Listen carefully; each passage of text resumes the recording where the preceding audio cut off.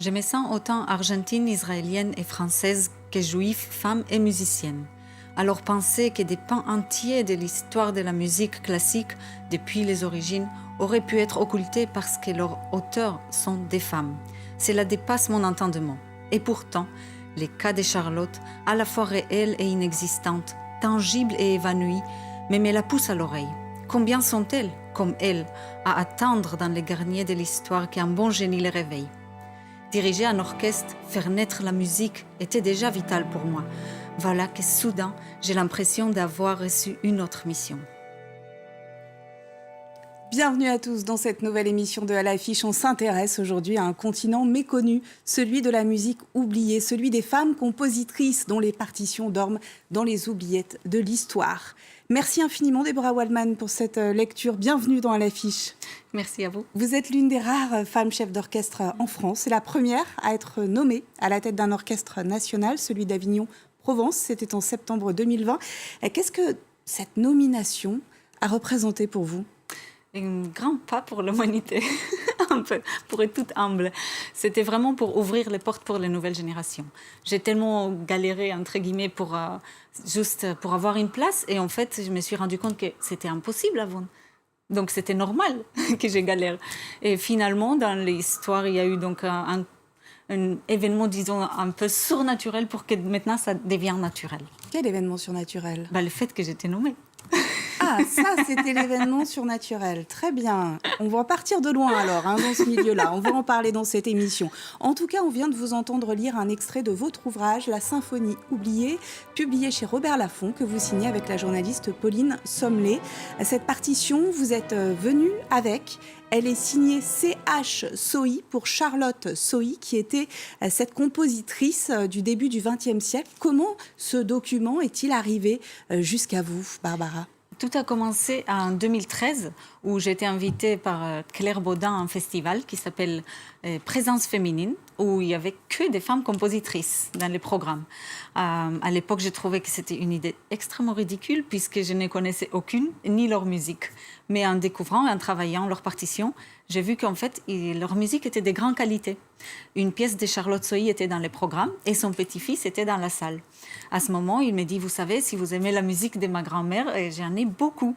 Et petit à petit, il m'a envoyé des partitions. Et un jour, cette symphonie, donc la symphonie Grande Guerre, est arrivée dans la boîte aux lettres. Et j'ai le parcours, je lui dis, c'est très belle qualité, c'est une très belle musique, je voudrais la jouer. À ce moment-là, il m'a dit, si vous la jouez, ça serait une première, une création.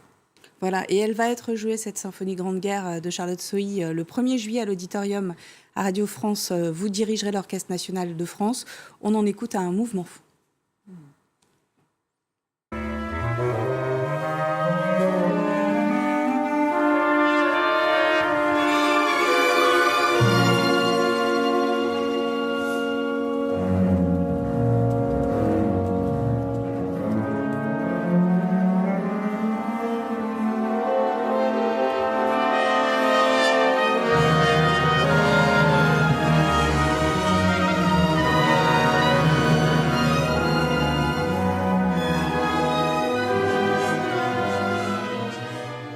Alors en quoi elle a toute sa place au sein du répertoire de la grande musique classique ?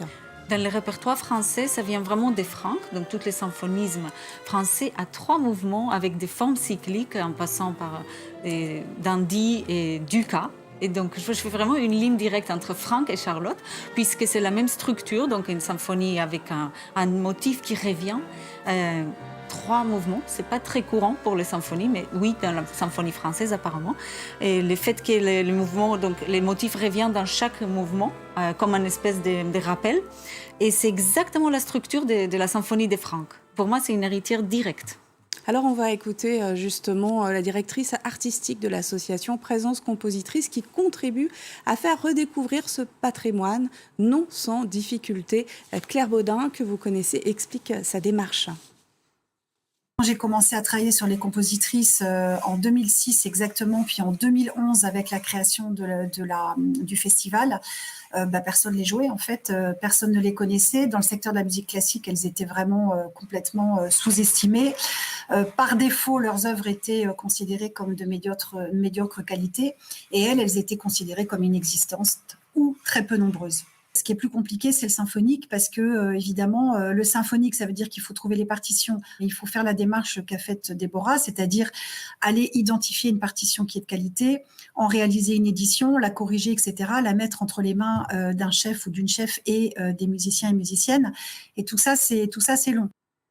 Voilà, qu'est-ce qui a empêché ces femmes compositrices d'être connues, de passer à la postérité avec leur œuvre ? Alors, à l'époque, elles étaient connues. Elles étaient même partie prenante de toute la vie musicale de l'époque. Charlotte, en effet, dans les salons parisiens, elle était vraiment invitée. Et puis, elle côtoyait donc Fauré, Roussel, toute la grande élite musicale de l'époque.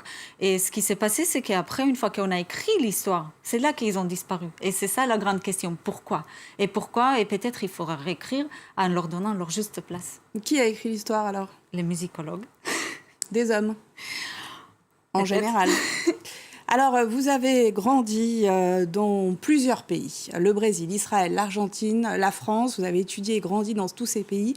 Est-ce spécifique à la France d'avoir passé sous silence ces compositrices ou c'est un mouvement plutôt mondial ? C'est mondial. Ça s'est traduit aussi dans la nomination des femmes et dans tous les postes de pouvoir et un peu l'évolution de la société. Mais même ayant vécu dans tous ces pays, je n'ai jamais entendu parler des compositrices, ayant fait les grandes institutions internationales de musique. Et dans le livre, vous faites aussi ce constat. Dans le monde, seuls 4% des chefs d'orchestre sont des femmes. Alors qu'elles représentent 50% des effectifs durant les études qui sont très difficiles au conservatoire. Pourquoi est-ce que pour une femme, l'accès à ces postes est plus long et visiblement plus restreint, plus difficile que pour un homme ? Peut-être à cause de toute cette histoire. Moi, quand j'étais assistante donc, de Kurt Masur, il m'a dit un jour, mais attention, vous êtes une femme. Et je n'ai pas compris ce qu'il voulait dire. En fait, je me suis dit, mais si je suis aussi talentueuse que mes collègues hommes, je pourrais réussir comme eux. Et j'ai vu juste que, comme tout le monde m'a prévenu, les politiques, les littéraires, attention, ça sera la même chose, mais plus longue. Donc moi, ça me prend 4 ans, ce qu'un collègue a fait en 2 ans, un peu pour schématiser. Et finalement, comme tout est en train vraiment de changer, je pense que ça va aller très vite. Peut-être dans 20 ans, on pourra ne plus en parler. Est-ce que justement, il y a des mesures récentes qui sont mises en place pour encourager les femmes à se lancer dans cette vie professionnelle de chef d'orchestre ? Déjà qu'on soit visible, qu'il y ait des places pour les femmes d'un très plus haut niveau. Et ça veut dire qu'il y a plus de modèles que nous, entre guillemets, on n'avait pas. Donc, ça peut inciter plus. Et puis, le fait de ne pas dire que c'est, entre guillemets, autre chose, c'est que peut-être ça enrichit. Et le plus important, finalement, c'est le résultat artistique et pas le fait que c'est une femme ou un homme. Ce n'est pas du sport, c'est de l'art. C'est quand même autre chose, je trouve. C'est de l'art de l'émotion et vous avez pris les devants en quelque sorte, parce qu'il y a 8 ans, vous avez créé votre propre orchestre, Ido Meneo. On voit à l'écran, on va voir à l'écran l'ensemble en train de jouer la 40e symphonie de Mozart. C'est un orchestre composé de jeunes instrumentistes et votre idée, c'était de mêler un répertoire ancien à des instruments modernes, c'est ça ? Oui, c'était d'avoir des musiciens qui ont l'habitude de jouer aussi sur instruments d'époque. Ça veut dire qu'ils ont cette conscience de la production du son. Et ça veut dire que quand ils arrivent sur un instrument moderne, qui est quand même pour moi mon son, ils jouent différemment. C'était ce maillage entre les deux. Et votre première direction d'orchestre, c'était à 17 ans, avec un sacré modèle, puisque votre mère était également chef d'orchestre. Quel conseil vous donneriez aujourd'hui à la petite fille que vous étiez, quand vous rêviez d'exercer ce métier à la baguette ? Je donnerais un conseil, ce n'est pas douter. Parce que si les choses elles arriveront en bon moment.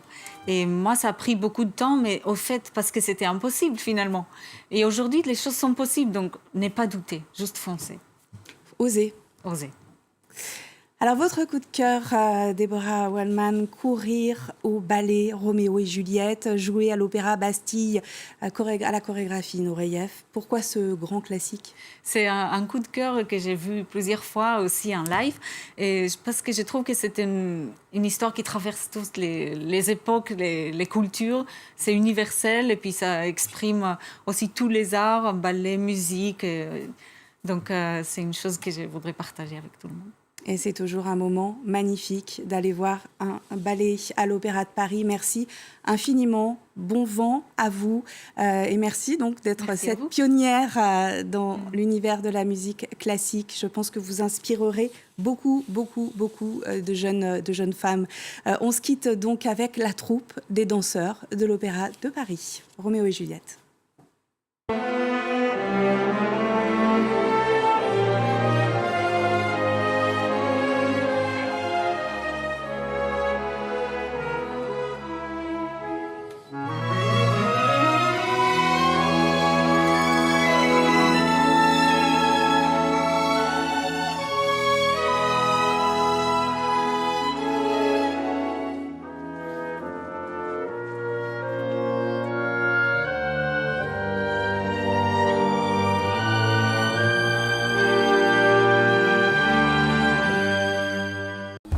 Afghanistan.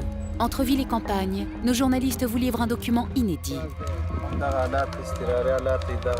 Ce ne sont pas de bonnes conditions pour discuter. Normalement, nous restons dans les montagnes.